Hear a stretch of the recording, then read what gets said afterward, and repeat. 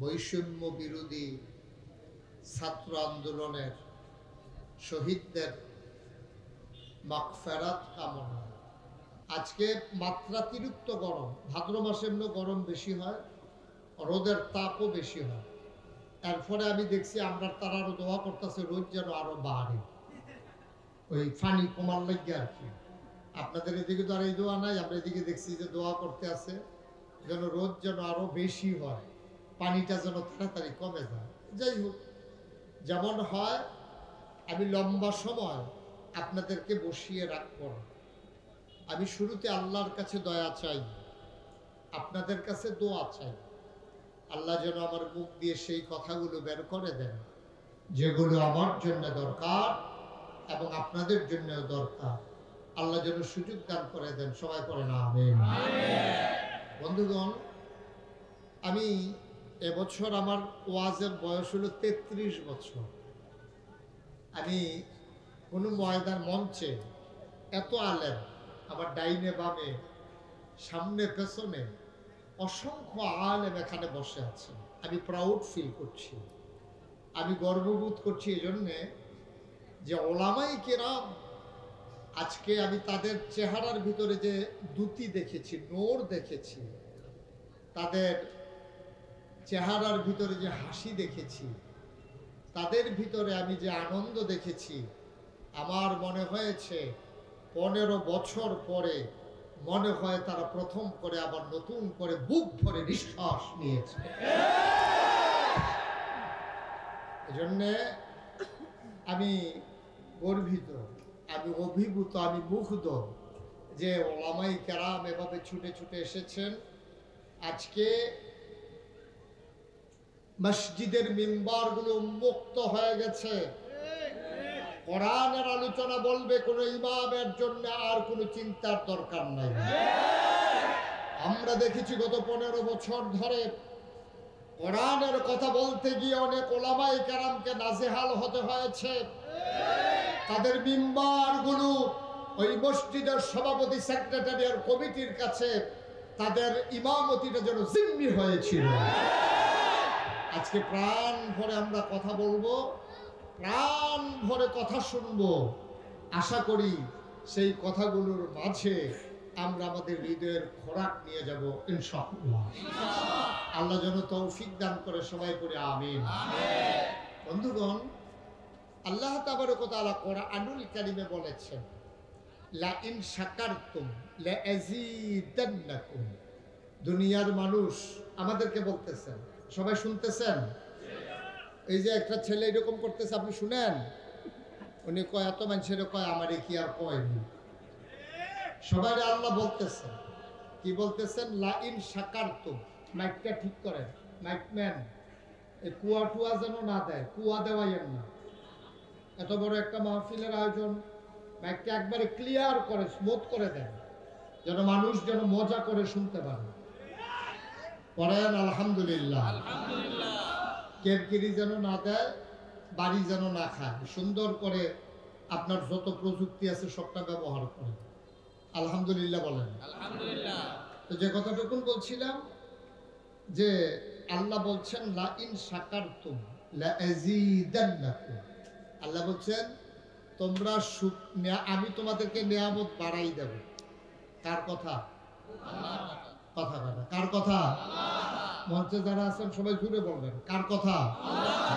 ওলামায়ে কেরাম তো সারা জীবন চুপ করে ছিলেন, কোনটা কইয়া কি দুষ পড়ে।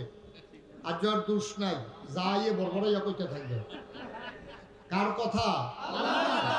লা ইন শাকারতুম, তোমরা যদি শুকরিয়া আদায় করো, লা আযীদান্নাকুম, তাইলে আমি তোমাদেরকে নিয়ামত বাড়াই দেব। সুবহানাল্লাহ বলবেন না? এই ওয়াদা কার? আল্লাহ। এই ওয়াদা কার? আল্লাহ। আল্লাহ যা বলেন তা করেন নাকি করেন না? করেন। আল্লাহ আমাদের মতো না। আমাদের তো নেতার মঞ্চে বক্তৃতা একরকম, কাজ হইল আরেক রকম, ঠিক কিনা বলেন? কথা বলে আমরা পালাই না, মানুষ খোঁজার আগেই পাওয়া গেল না, ঠিক কিনা বলেন? সুতরাং কথায় আর কাজের ভিতরে কি নাই? কিন্তু আল্লাহর কথায় কাজে মিল আছে নাকি নাই? আল্লাহ তাবারক ওয়া তাআলা মানুষের খুশির জন্য বলেন না, তিনি তার ফান্ডামেন্টাল যে ডিসিশন এগুলো আল্লাহ জানিয়ে দেন। আল্লাহ বলে দিয়েছেন আমি নিয়ামত বাড়াই দেব, শর্ত হইল একটা, যদি তোমরা শুকরিয়া আদায় করো। সুবহানাল্লাহ বলবেন না? তাহলে শুকরিয়া আদায় করব কার? আল্লাহ। জুড়ে বলেন কার? আল্লাহ। শুকরিয়া আদায় করব কার? আমি দেখলাম আমার পরশু দিনও মাহফিল ছিল এক জায়গায় ইন্ডিয়ান বর্ডারে। 11 বছর পরে আমি সেই জায়গায় যেতে পেরেছি। বাকি 11টা বছর অনেকবার উদ্যোগ নেওয়া হয়েছে, কিছু মানুষের জন্য আমি সেখানে যেতে পারিনি। মানুষ আমাকে জড়িয়ে ধরে কেঁদেছে, তারা প্রাণ উজাড় করে, তারা একেবারে খুশি মনে এই গরমের দিনে, আজকেও জনসমুদ্রে পরিণত হয়ে গেছে। ওই দিনও দেখলাম তারা যে প্যান্ডেল করেছে, আমি যাওয়ার আগে এই প্যান্ডেল শেষ। শেষ কি মানে ভেঙে গেছে, মানে পুরো ভরাট হয়ে গেছে আর কি। আমি যাওয়ার পরে যা কারবার হয়েছে, কয়েকজনে দেখছি লোককুনি খেয়ে রয়েছে বাসের ভিতরে দৌড়িয়া দেওয়া। আমি বলছি ভাই এত টেনশন করার দরকার নাই, ওয়াজ শেষ হইলে আমি কতক্ষণ দাঁড়ায়াম, আপনারা কতক্ষণ চাইয়া যাবেন, তারপরে অত টেনশনের দরকার নেই। আমিন কর। যেই কথাটুকুন বলছিলাম, আজকে যারা মনে করেন আপনার বিরুদ্ধে কথা যাচ্ছে, তাইলে এটার জন্য কোনো আলেম দায়ী না, এটার জন্য কোনো ইমাম দায়ী না, এটার জন্য কোনো খতিব দায়ী না। যিনি মনে করেন আমার বিরুদ্ধে কথা বলছে, আপনি আপনার নেতা নেত্রীকে জিজ্ঞেস করেন যে এই রকম কোরআন হাদিসের পক্ষে কথা বললে আপনাদের বিরুদ্ধে যায় কেন, তাদেরকে জিজ্ঞেস করেন। কোরআন হাদিসের পক্ষে কথা বললে যাদের বিরুদ্ধে যায়, যারা চিৎকার করে জানিয়ে দিত আমরা কি মুসলমান না, আজকে এই 90% জন লোক মুসলমানের দেশে এমন আকামি করছে বাজারে পর্যন্ত যাওয়ার সুযোগ নাই। ঠিক কিনা? কাজগুলা করছেন কেন? কাজগুলা না করলে কেউ তো করে তারাই দেওয়া লাগে নাই, ইচ্ছা কইরাই। ভাই আপনি দৌড় দিচ্ছেন কে রে? কম দুঃখে দৌড়ি, ফাইলে কি আর আমার এমনি ছাড়বো? আপনার দুঃখে আপনি দৌড়েন, হুজুরের দুষ্কি। আপনার দৌড়াইতে কেউ কয় নাই, দৌড়ানো দেয় নাই। আপনারা না 15 বছর দৌড়ানির উপরে রাখছেন, এই দৌড়ানোর উপরে তারা ছিল, আর আপনারা যারা দৌড়াইছেন এখন না, এটা আমাদের দোষ? এটা ওলামায়ে কেরামের দোষ? আপনারা মঞ্চে উঠার আগেই স্লিপ ধরাই দিতেন হুজুর রাজনীতির কোনো ওয়াজ নাই। আমি বলি ওটা আলোচনাটাই হচ্ছে রাজনীতি, ঠিক কি? ওটা কোরআনটাই হচ্ছে রাজনীতি। এতদিন আমরা বলতে পারি নাই, বলতে দেওয়া হয় নাই, তারপরেও আমরা থামি নাই, ঠিক কিনা বলেন? আমার ওয়াজের যারা শ্রোতা তারা জানেন আমি কখনোই কোনো রেস্ট্রিকশন দিয়ে কথা বলি না।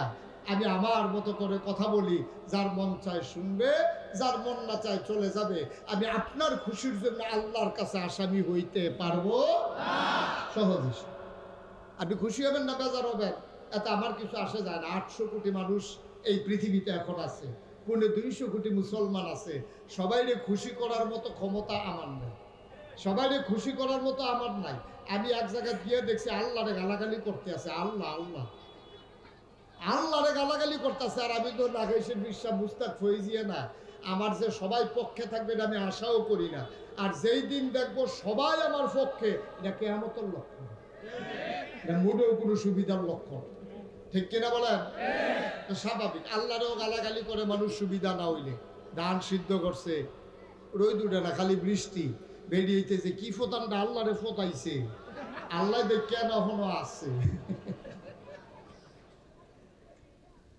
একটা ওয়াজে সবাই খুশি হবেন, বাচ্চাদেরকে একটু চুপ করাই দেন ওই দিক দিয়ে। একটা ওয়াজে সবাই খুশি হবেন এটা আশা করা যায় না। আমরা শুরু করি ইনশাআল্লাহ। ওয়া মা তাওফীকি, সবাই পড়েন আলহামদুলিল্লাহ।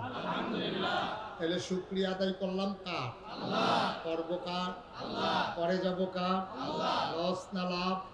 প্রমাণ আছে নাকি নাই? আমরা প্রমাণ পেয়ে গেলাম, লা ইন শাকারতুম লা আযীদান্নাকুম। আল্লাহর শুকরিয়া আদায় করলে আল্লাহ নিয়ামত বাড়াই দেয়। আল্লাহ যে আমাদেরকে মুক্ত আকাশ আর প্রাণ ভরে নিঃশ্বাস নেওয়ার সুযোগ করে দিলেন, এটা কি আমরা বেড়াগিরি না শুকরিয়া? কার? আবার পড়েন আলহামদুলিল্লাহ, আবার পড়েন আলহামদুলিল্লাহ।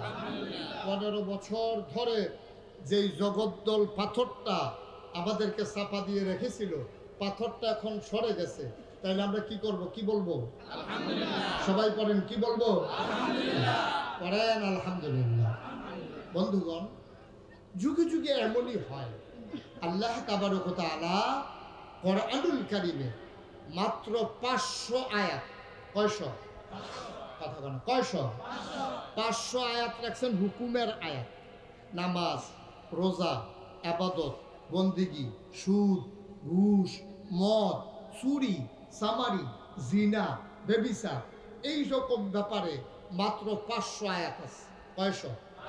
এগুলা বলে আহকামুল কোরআন। এই 500 আয়াতকে বলে আহকামুল কোরআন, মানে কোরআনের বিধি বিধান সমূহ। তাইলে কোরআন শরীফে মোট আয়াত আছে 6666, চইলা গেল 500, আর বাকি রইল এইগুলা। মারহাবা বলবেন না? 500 গেলে 6166, এই আয়াতগুলা বাকি রইল। আচ্ছা, এইগুলাতে কি আছে? নামাজের কথা, হজের কথা, রোজার কথা, জিকির আজকারের কথা, পর্দা পুশিদার কথা, সম্পদ বন্টনের কথা, চুরি চামারির কথা, ডাকাতির কথা, লুণ্ঠন, মানুষের সম্পদ লুণ্ঠন করার কথা, জোর করে ক্ষমতা দখল করার কথা, ক্ষমতায় যারা যাবে তাদের পরিণতির কথা, সব মিলিয়ে জিলিয়ে আছে 500। তাইলে 6166। বাকি আয়াতে কি আছে? বাকি আয়াতে আছে শিক্ষা। শিক্ষার ভিতরে এইটাই, যারা আল্লাহর নাফরমানি করেছে তাদের পরিণতি কি হয়েছে, এটাই হলো মূল শিক্ষা। ঠিক কিনা বলেন? এটা যুগে যুগে আল্লাহ তাবারক ওয়া তাআলা কোরআনুল কারীমে এই ব্যাপারে ওয়াজ করে দিয়েছেন।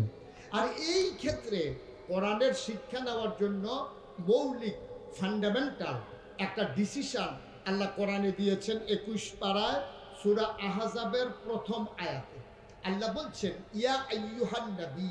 সুবহানাল্লাহ বলবেন না? সবাই কোরআনে ঢোকার আগে আমরা একটু এই শয়তান থেকে ফারেহ চাই। যিনি রহমান, যিনি রহিম, তার নামে চলেন শুরু করি, সবাই পড়ি। আউযু বিল্লাহি মিনাশ শাইতানির রাজীম। বিসমিল্লাহির রাহমানির রাহিম। ইয়া আইয়ুহান নাবিয়্যু তাকিল্লাহ ওয়া লা তুতি'ল কাফিরিনা ওয়াল মুনাফিকিন। 21 পারায় প্রথম সূরা। সূরার নাম সূরা আহজাব, 73টা আয়াত, 9টা রুকু। আল্লাহ তাবারক ওয়া তাআলা কত সুন্দর করে ওয়াজ করে দিলেন, ইয়া আইয়ুহান নবী, হে নবী, আত্তাকিল্লাহ, আপনি ভয় পাবেন শুধুমাত্র, কেবলমাত্র, একমাত্র আমার আল্লাহকে। বলেন সুবহানাল্লাহ। আল্লাহ তাবারক ওয়া তাআলা আপনার মেনশন করলেন নবীকে, টার্গেট করলেন নবীকে, ডাক দিলেন, এই ইয়া আইয়ুহান নবী, হে নবী। মুফাসসিরিনে কেরাম, মুহাদ্দিসিনে কেরাম, মুফতিয়ানে আহজাব, উলামায়ে কেরাম সবাই মিলে একমত হয়ে গেল, যদিও এখানে নবীজিরে ডাক দিছে, এই ডাকের ভিতরে বানসারামপুর আকানগর মাদ্রাসার প্রাঙ্গণে যারা আইছে, এই ডাকের ভিতরে তারও সুবহানাল্লাহ বলবেন না? তা আমরারে ডাক দিতেছে, এই বানসারামপুরের মানুষ, আল্লাহ ডাক দিতে আছে, সুবহানাল্লাহ বলবেন না? তাহলে আপনারা ডাক দিলে আপনি কি অমনোযোগী না মনোযোগী? ডাক দিছে কে? স্বয়ং আল্লাহ।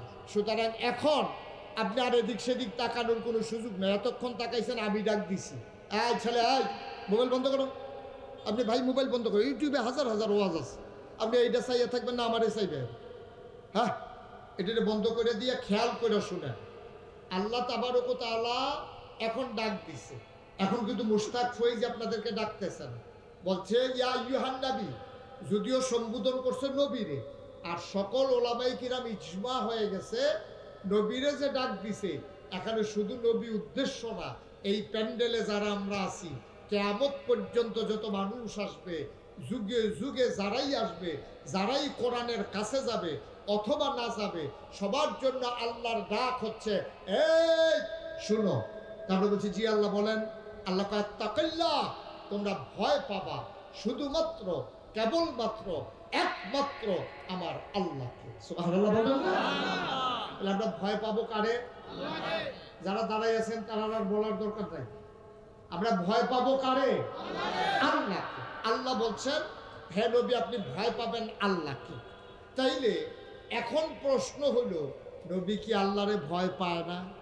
নবী তো নিজেই কোরআনের ধারক বাহক, তিনি হচ্ছেন শারে, তিনি শরীয়ত প্রণেতা, তিনি হচ্ছে উসওয়াতুন হাসানা, তিনি হচ্ছেন মডেল, তিনি হচ্ছেন আইডল, তিনি হচ্ছেন আইকন, তিনি হচ্ছেন আমাদের জন্য আদর্শ। পৃথিবীতে আমার দেশের ছেলেরা মেয়েরা যারই ফ্যাশন মনে করো, যাকে আইডল মনে করো, তারা মনে করে ইন্ডিয়ার যারা নায়ক নায়িকা, ব্রাজিলের যারা খেলোয়াড়, আর্জেন্টিনার যারা খেলোয়াড়, তারা চুল কাটে কেমনে? হাতে এই মোবাইলের ভিতরে হাতার চুল কাটার ছবি লইয়া সেলুনও গিয়ে উঠছে। সেলুনের হাতে কমে দেখিতা কয় এইটার মতো চুল কাটবা, এখান দিয়ে 2টা র্যাক দিবা। কয় কতক্ষণ আগে এটা তো মাত্র 2টা র্যাকে না, তো তারে আবার জিগাইছে হাতে ফার বানিয়ে রহ ও হুদা 2টা, কতক্ষণ আগে এসে তারা 6টা র্যাক দিয়ে দিছিল। রেখের লাগে আমার কাছে আইবেন, আমি রেখে পারলাম 6 র্যাক দিয়ে দিছি আর আপনি 2 রেখে না। এখন মনে হইতেছে ব্রাজিলের ব্রাজিলের প্লেয়াররা, খেলোয়াড়রা হয়ে গেছে আমাদের ছেলেদের কাছে আইডল, তারা হয়ে গেছে আমাদের কাছে আদর্শ। আমার মেয়েরা ওই ইংলিশ আর কি বলে ভারতের চ্যানেলগুলো ঘুরে ঘুরে ফ্যাশন শোগুলো দেখে দেখে ওরা নায়িকারা কোন ধরনের জামা পরে, কোন ধরনের ফ্যাশন করে, এটা আমার দেশের মেয়েদের কাছে ফ্যাশনের জিনিস হয়ে গেছে। অথচ কোন মুমিন মুসলমান তার এত বড় একজন ফ্যাশনেবল মানুষ, এত বড় একজন আদর্শ, যিনি নবী মুহাম্মদুর রাসূলুল্লাহ সাল্লাল্লাহু আলাইহি ওয়াসাল্লাম, কেমন আদর্শ তিনি। আপনি কি কিছু বুঝছেন? আপনি হাইটা গেলে আপনার লগে বিড়ির গন্ধ পাওয়া যায় আধা ঘন্টা, রাস্তাটা একটা আপনার কাছে মাছিও যায় না বিড়ির গন্ধ, আধা ঘন্টা আপনি হাইটা গেলে। আমি মানে মাঝে মাঝে যে কত কারবার ঘটে, একবার আমার দেখে দৌড়ে আসসালামু আলাইকুম দাঁড়াইয়া 10 হাত দূরে দাঁড়াই রয়েছে, আমি এদিকে আসেন, এবার আইয়া না, আমি কাছে আইয়া, একটু দূরের থেকে কি এর কথা কেমন আছেন, কাছে আইয়া, এবার আইয়া না, লগের বেড়ায় হুজুর ডাক্কা লাভ নাই, আইতো না। আমি সমস্যা কি, আমি ডাকতে আছি, এবার আইতো না, এবারে আমার দিকে দৌড় দিয়ে আইলো, এবার ওহন আইতো না গিরে, হুজুর বিড়ি টেন আইছে, আপনি তো গন্ধ পাইয়া লাগবে, এর লেগে এবার 10 হাত দূরে দাঁড়াই রয়েছে। আর আমার নবী, যেই নবীজি রাস্তা দিয়ে হেঁটে গেলে, মনে করেন আপনারা আকানগর গ্রাম দিয়ে হাইটা গেছে, 1 মাস পরে এক সাহাবা আসছে, আইসা দোকানদারে জিজ্ঞেস করে, ভাই এই রাস্তা দিয়ে কি নবীজি হাইটা গেছে? সুবহানাল্লাহ বলবেন না? কি বুঝলেন আপনি? কি বুঝলেন আপনি? 1 মাস পরে নবীজি হাইটা গেছে 1 মাস আগে, আর 1 মাস পরে এই রাস্তা দিয়ে নবীর এক সাহাবা হাঁটতে আসছে। হাইটা আসা পাশের লোকদেরকে জিগায়, ভাই এই আপনারা হলো কি নবীজি আইছিল? কই কি রে, কেমনে বুঝলেন? কই নবী কি করবেন? হ্যাঁ ঠিক আছে, ওকে ওকে। তা আমি সাহাবা জিজ্ঞেস করছে, দোকানদার এই এলাকার মানুষ জিজ্ঞেস করেছে যে কেন আপনি জিজ্ঞেস করেন কোন নবী আসছে কিনা?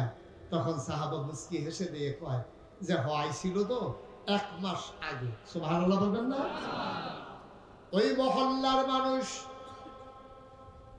আগন্তুক মানুষটার কাছে জানতে চায়, আপনি কেমন করে বুঝলেন, কেন জিজ্ঞেস করলেন, কেন আপনি জানতে চাইলেন এই রাস্তা দিয়ে নবী এসেছে কিনা, কি এমন প্রমাণ তিনি রেখে গেলেন? সাহাবা চোখের পানি ছেড়ে দিয়ে কয়, এই 1 মাস আগে আমার নবী হেঁটে গেছেন, আর আজকে 1 মাস পরে আমি আসার পরে নবীর গায়ের জান্নাতি গন্ধ পাইতেছি।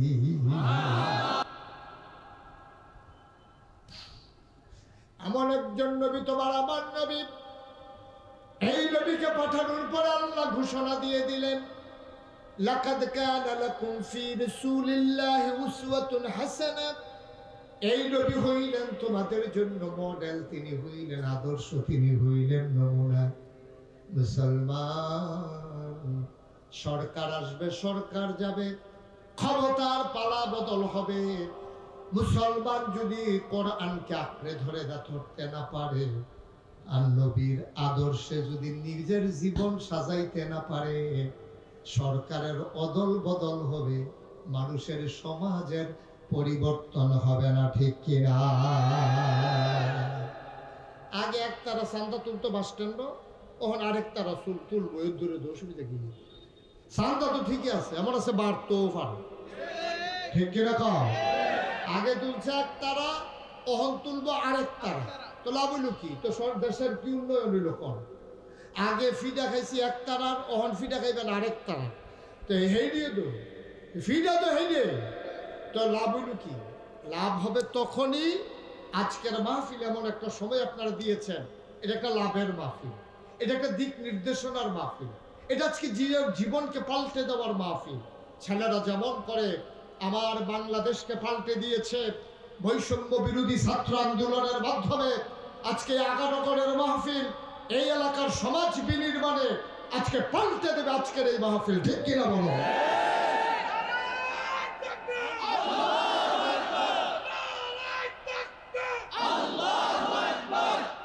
তাইলেই হবে মাহফিলের সার্থকতা। না যে নাগেশ্বর হুজুরে আইছে, সব লোক সাইতে আইছে, এবার আগে দেখতাম ভিতরে, অহন বাইরে, এইটা চাইয়া কোনো লাভ হইতো না। আসল কাজ হলো ওই আল্লাহ তাবারক ওয়া তাআলা যে নবীজিরে কইছে, ইয়া আইয়ুহান নবী আত্তাকিল্লাহ, পুলিশ না, র‍্যাব না, গোয়েন্দা না, দলীয় ক্যাডার না, আইন প্রশাসন না, দদক না, আমরা ভয় পাবো শুধুমাত্র কেবলমাত্র একমাত্র আমার আল্লাহকে। ঠিক কিনা বলো? এর বাইরে আর কোনো ভয় নেই। বাঁচবেন কয় বছর?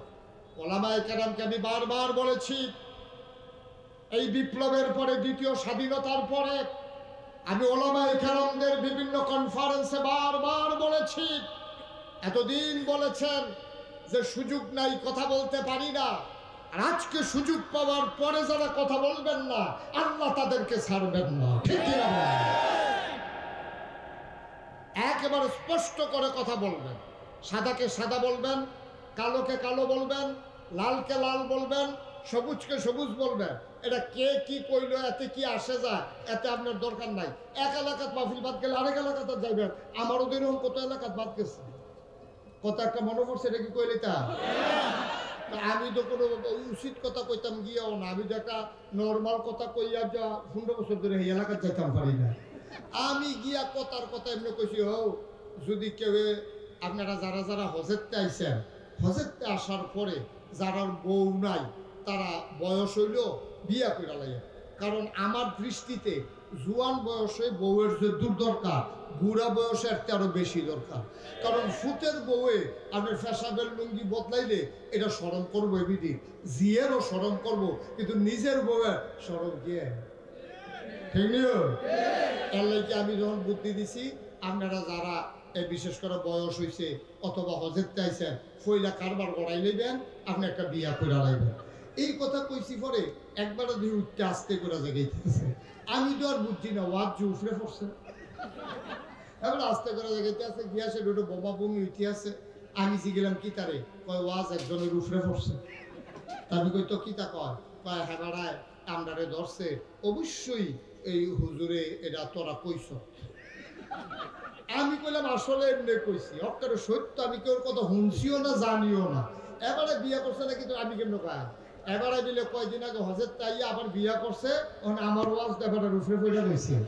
এবারে ওখান ফলাফেনের লোকে চিল্লা পাল্লা করতে আছে, আমি যে বিয়া করছি হুজুরে এটা জানলো কেন।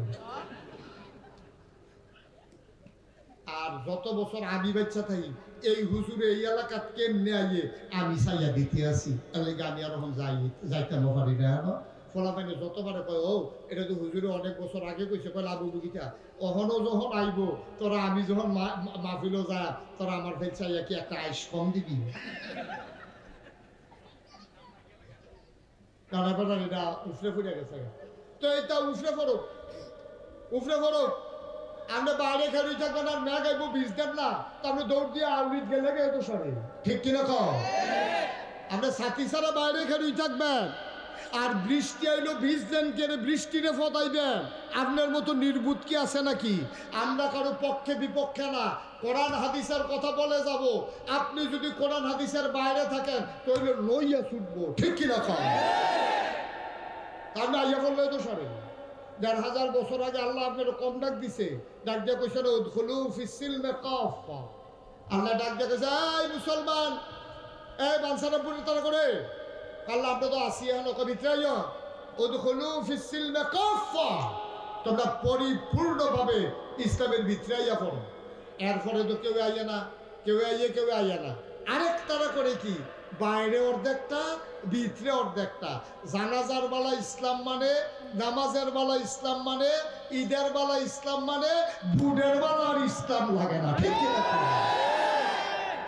নামাজের বেলা দেখবেন এমন ইসলাম মানে আবার জানাজা কাজা নাই এলাকার ভিতরে জানাজার কাজা নাই ফরজ নামাজের খবর নাই অধিকাংশ আমি দেখেছি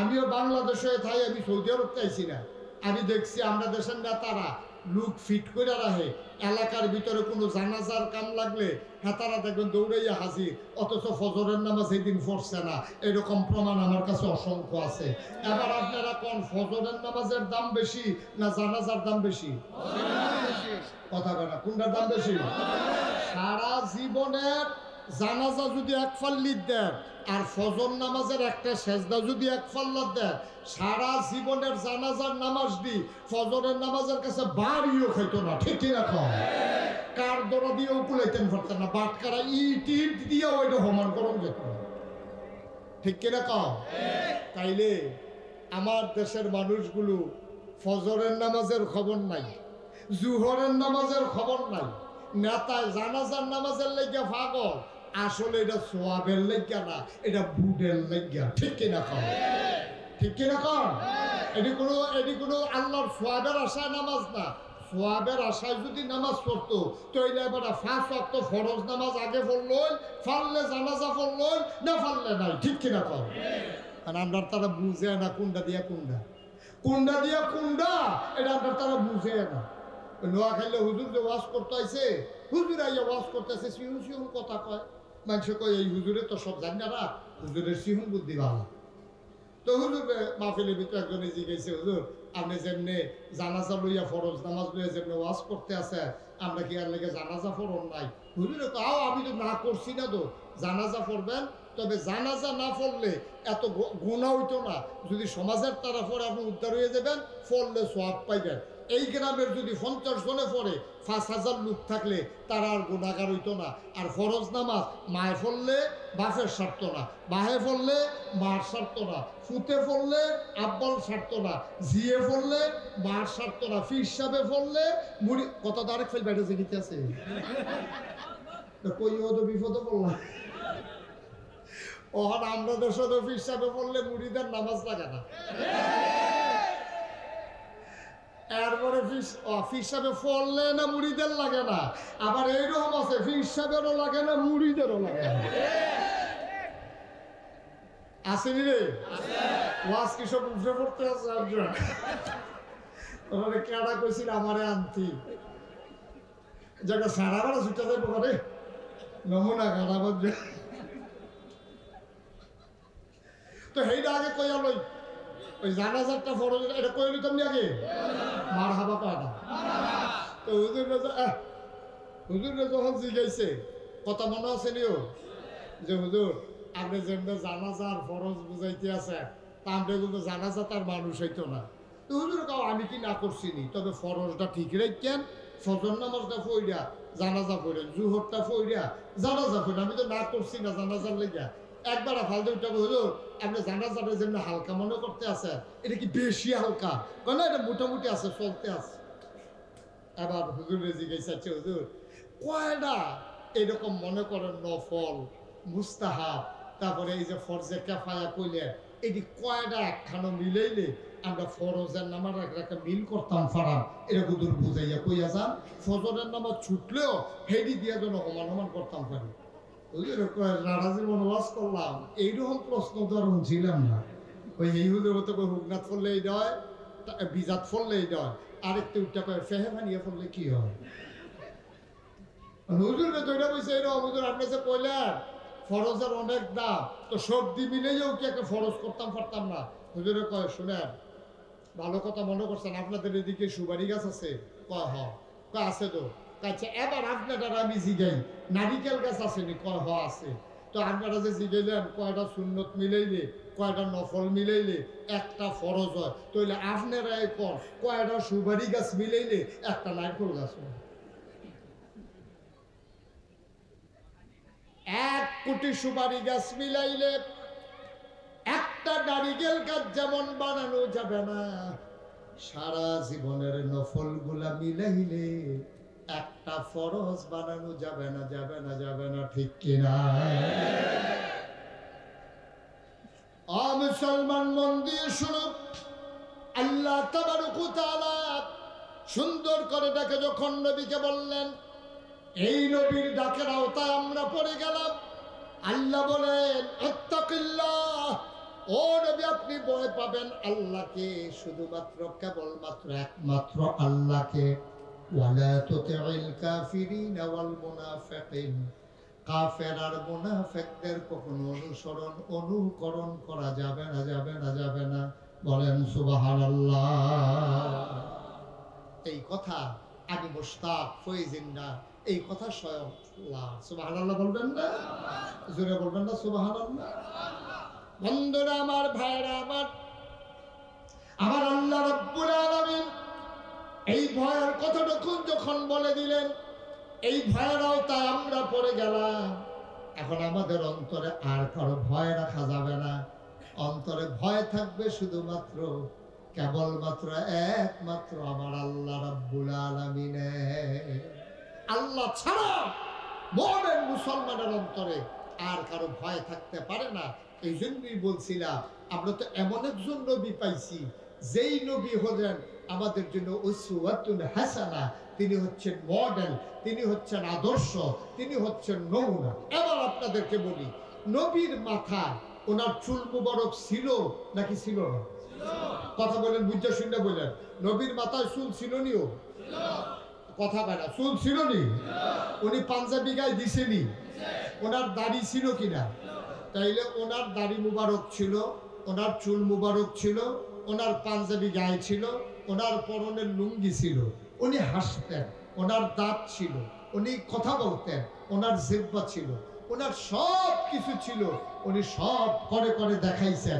এমন একটা কাজ নাই উনি যেটা কইরা দেখায় নাই। তাইলে এইরকম একজন নবী আমাদের সামনে থাকার পরে আমরা চুল কাটতে গিয়া যখন ব্রাজিলের খেলোয়াড়ের ওই ফ্যাশনেবল চুলের ভিডিও লইয়া এই নিয়ে সেই আপনার সেলুনের নাফিত্রে দেখায়, তখন ওই মুসলমানের জন্য আমার নবী থাকার পরে ওই ব্রাজিলের খেলোয়াড় ওই আমার দেশের যুবকের জন্য আইডল মডেল হতে পারে না, ঠিক কিনা? আমার দেশের মুসলমান আমরা যারা ৯২ জন লোক মুসলমান, আমাদের আদর্শ হচ্ছে নবীজি। আমাদের উনি যেমনি চুল কাটছে আমরা এমনি চুল কাটবো, উনি যেমনি দাড়ি রাখছে আমরা এমনি দাড়ি রাখবো, উনি যেভাবে পাঞ্জাবি গায়ে দিছে আমরা এভাবে পাঞ্জাবি গায়ে দেবো, উনি যেমনি টুপি পরছে আমরা এমনি টুপি পরবো। উনি গুল টুপি পরছে না লম্বা টুপি পরছে, উনি কি সিলাই ছাড়া পরছে না সিলাই করুন না পরছে, উনি কি ফাঁস করলি পরছে না এক বেড়া দৌড় না পরছে, উনি কি কাজ করুন না পরছে না কাজ ছাড়া করে পরছে, এইটা নিয়ে আপনার বিভেদের, এইটা নিয়ে আপনার আলোচনার, এইটা নিয়ে আপনার কথা বলার কোনো দরকার নাই, ঠিক কিনা বলেন? কথাটা ঠিক কিনা? এখন উনি গুস্ত দেওয়া তরকারি রুটি খেয়েছে, নবীজি গুস্ত পছন্দ করতেন, গুস্ত দিয়ে রুটি খেয়েছে। আচ্ছা কি গুস্ত এটা আপনি জিজ্ঞাইতেন পারেন, এটা কি গরুর গুস্ত না ভেড়ার গুস্ত না ছাগলের গুস্ত, এটা বলতে পারে।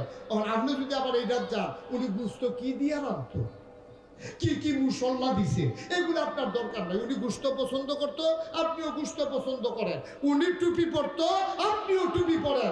আপনি মাহফিলে বক্তা আসলেই আপনি ঢুকেন সুই দিয়া চাইয়া, আপনি মাথার ভাই চান টুপি ডান্ডার মতনই, যদি দেখেন আপনারটার মতো তো হইলে আপনার হুজুর, আপনারটার মতো না হইলে আপনার আর বনে না। এইটাই হচ্ছে বাংলার মুসলমানের সবচেয়ে বড় সমস্যা, ঠিক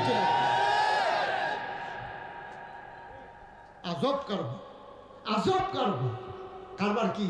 অহন মুসলমান সিনে টুপি দিয়া, অহন মুসলমান সিনে পাঞ্জাবি দিয়া, অহন মুসলমান সিনে নমুনা দিয়া না, এটা দিয়ে মুসলমান সুরতের চাইতে মনে রাখবেন সিরতের দাম কোটি গুণ বেশি।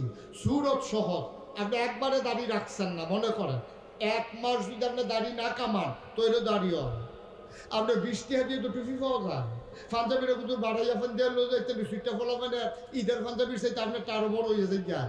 সুতরাং পাঞ্জাবির নাম ইসলাম না, পাঞ্জাবির গুরুত্ব আছে আবার ভুল বুঝছেন না। পাঞ্জাবি শুধু পাঞ্জাবির নাম ইসলাম না, শুধু টুপির নাম ইসলাম না, শুধু এই আপনার নমুনা একটা ধরনের এটার নাম ইসলাম না। এই নমুনার যেমন ইসলামের দাম আছে, এর চাইতে বেশি দাম হইল ওই ইসলামের চরিত্র নিজের জীবনে ধারণ করা। ঠিক কিনা বলেন? আপনি কাঠটুপি কিরকম এটা বিচারতেন পারেন।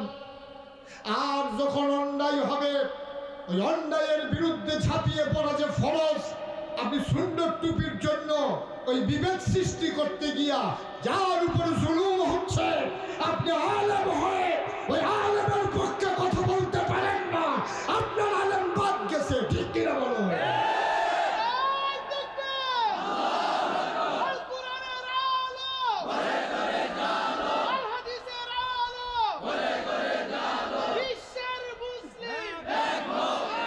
সবাই কোনা আমি। এখন আমাদের রাখবার দরকার আছে নাকি নাই? বিনয়ের সাথে, বিনয়ের সাথে আমি কাউরে খোসা দিয়া কথা বলা খুব পছন্দ কম করি। কারণ আমার একটা বিশ্বাস আছে, বুঝাইয়া যেটা করান যায়, গুতাইয়া এটা করান যায়, বরঞ্চ দূরে সরে যায়। কেন? খাউস দিলে আরাম লাগে, ডাবাইয়া দিলে তো আরাই জিজ্ঞা। খাউস দিলে তো আরামে লাগে, হয়তো ভাইটা দিয়ে বইয়া নিছে মাথায় না, কয় কি তার মাথা হচ্ছে কিরকম, মাথা গিয়ে তো আরাম লাগে। যখন একটু ডাবাইয়া দিছে, ফোরানি দিয়ে উঠছে, তখন এনাতে সিল্লান দেয়। সিল্লান পর্যন্ত যাওয়া যেত না। ওলামায়ে কেরাম যারা আছেন, আমি বিনয়ের সাথে আপনাদেরকে মিনতি করি, আমাদের এই বিভেদের সুযোগ নিছে এই সিটার বাটপারের দলে। ঠিক কিনা বলেন? আমরা যদি সব হুজুরা হইয়া যাই, ও আমি যে নাগাইশের ফিসা, আমি যদি আমার কাছে কেউ মুড়ি দইতে আইলে, আমি যদি কই বেনামেজির আমি মুড়ি বানাই না, আমি কইয়া দিলাম, মনে করেন যে নামাজ পড়া, খুব খেয়াল করেন সিহন কথা, আমার কাছে মুড়ি দইতে আইছে একবার, আমি কইলাম যে আমি বেনামাজিরে মুড়ি বানাই না, হ্যাঁ বাড়িয়া কি তো করবো জানেন? কত দরবারতে খবর দেয় যাই না। আর এবারে বলে মুড়ি বানাবে, কিতা কইতাম রে। কারবার কি? কারবার কি? কারবার দই রে। আজকে যদি এই বাঞ্ছারামপুর আকানগরের সকল আলেমরা, সব মসজিদের ইমামরা সিদ্ধান্ত নেয়, যেই মানুষটা নামাজ পড়বে না তার জানাজা আমরা পড়ব না, যদি বাঞ্ছারামপুর আকানগর গ্রামে এই এলাকার সব ওলামায়ে কেরাম একমত হয়, আর সবাই যদি এটার উপরে অটল থাকতে পারে, আমি সাদা কাগজে লেখা দিতে পারি এই এলাকায় বেনামাজি থাকবে না। ঠিক কিনা? তাহলে সমস্যাটা কোন জায়গা? সমস্যাটা আছে এক জায়গা। সমস্যাটা হলো এই জায়গা, এখন এক হুজুরে কইছে বেনামাজির জানাজা পড়াই না, এবারে বাড়ি আসে রাখা, এবারা 50 টাকা কসকুচ্চা নোট দিলে কত হুজুর ঘুরে, তো শেষ এবার আইন দেখানো এসে সাপেন। ঠিক কিনা কও? সুতরাং আজকে আমরা ওলামায়ে কেরাম যারা আছি, আমরা মৌলিক প্রশ্নে, মৌলিক বলতে কি, আমাদের আল্লাহ কয়জন, নবী কয়জন, কিতাব কয়টা, আপনার ক্যাবলা কয়টা, খুব খেয়াল করেন, আমরা ধর্ম কয়টা, তাহলে আবার কই, আবার কইতেছি আমরা আল্লাহ এক। আমরা যে আল্লাহ দুই না এক রে, আমরা আল্লাহ এক, আমরা নবী, ক্যাবলা, কিতাব, মার হাবা কয় না তো, দেখছেন এই এক যে কোয়া শুরু হয়েছে থামে না তো।